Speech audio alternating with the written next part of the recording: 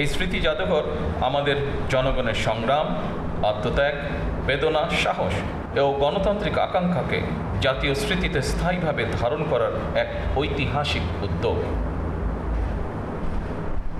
The Memorial Museum is a historic initiative to permanently preserve in our national memory the struggle, sacrifice, pain, courage, and democratic aspirations of our people.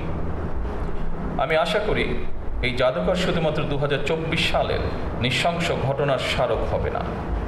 এই জাদুঘর বাংলাদেশের মানুষের সামগ্রিক গণতান্ত্রিক অভিযাত্রার সঙ্গে জুলাই গণ অভ্যুত্থানের সম্পর্ক তুলে ধরবে। শুধুমাত্র জুলাই গণ অভ্যুত্থানই নয়, এখানে বাংলাদেশের প্রতি গণতান্ত্রিক আন্দোলন সংগ্রামের ইতিহাসও সংরক্ষিত থাকা জরুরি। I hope this museum will not merely serve as a memorial to the tragic events of 2024. Rather, it will illustrate the connection between the July mass uprising and the broader democratic journey of the people of Bangladesh over the years.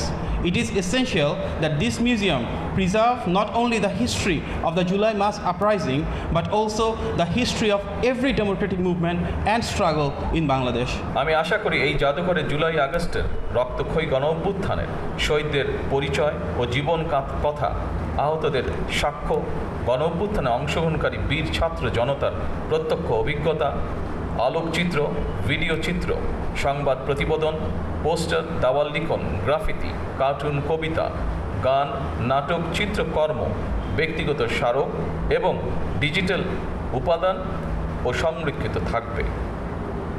I hope this museum will preserve the identities and life stories of the martyrs of the July-August mass uprising, the testaments of the injured, the first-hand experiences of the brave students and citizens who participated in the uprising, their photographs, video footages, news reports, posters, wall writings, graffiti, poems, songs, dramas, works of art, all the creative work, personal, memorial, and digital archives as well. আমি বিশ্বাস করি অসম্পূর্ণ, অতিরঞ্জন বা উদ্দেশ্য প্রণোদিত বয়ান ইতিহাসকে শক্তিশালী করে না।